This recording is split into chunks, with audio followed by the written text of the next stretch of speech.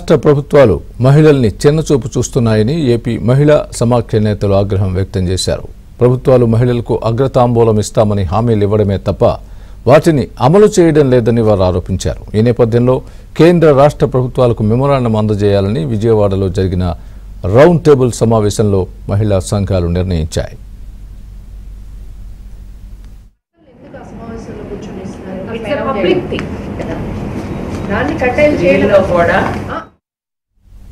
మహిళలపై జరిగే అఘాయిత్యాల కేసుల్ని విచారించేందుకు ప్రతి జిల్లాలో ఒక ఫాస్ట్ ట్రాక్ కోర్టును ఏర్పాటు చేయాలని మహిళా సంఘాలు డిమాండ్ చేశాయి.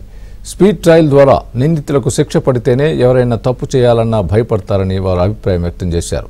ఇప్పటికైనా కేంద్ర రాష్ట్ర ప్రభుత్వాలు మహిళల సాధికారతపై దృష్టి సారించాలని మహిళా సంఘాల నేతలు కోరుతున్నారు. వచ్చే మనకి ఎన్నికల్లో 2024లో రాష్ట్ర కేంద్ర ప్రభుత్వాల రెండిటికి కూడా మనకి ఎలక్షన్స్ ఉన్నాయి. దాని మేనిఫెస్టోలో ప్రభుత్వ పార్టీలకి మేము మెమరాండం ఇవ్వాలనుకుంటున్నాము.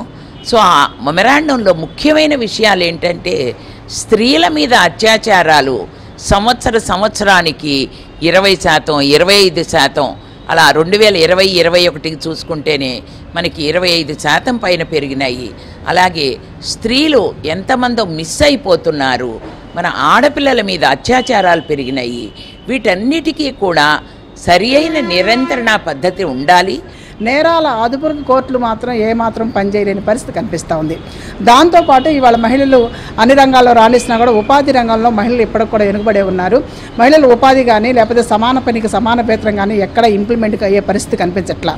ఒక పక్క చట్టంలో స్త్రీ పురుషులిద్దరూ సమానం అని చెప్తా ఇవాళ సమాన పనికి సమాన వేతనం అనేది ఇంప్లిమెంట్ చేయకపోతే మహిళలు ఇంకా ఎక్కడైతే అణగాని వర్గాలుగా చూడబడతారో అదే పరిస్థితులు ఇవాళ మైనార్టీలు కానీ మహిళలు చూడబడతారనే విషయం ప్రభుత్వాలకు తెలిసి కూడా నిర్లక్ష్యం వహించడాన్ని మేము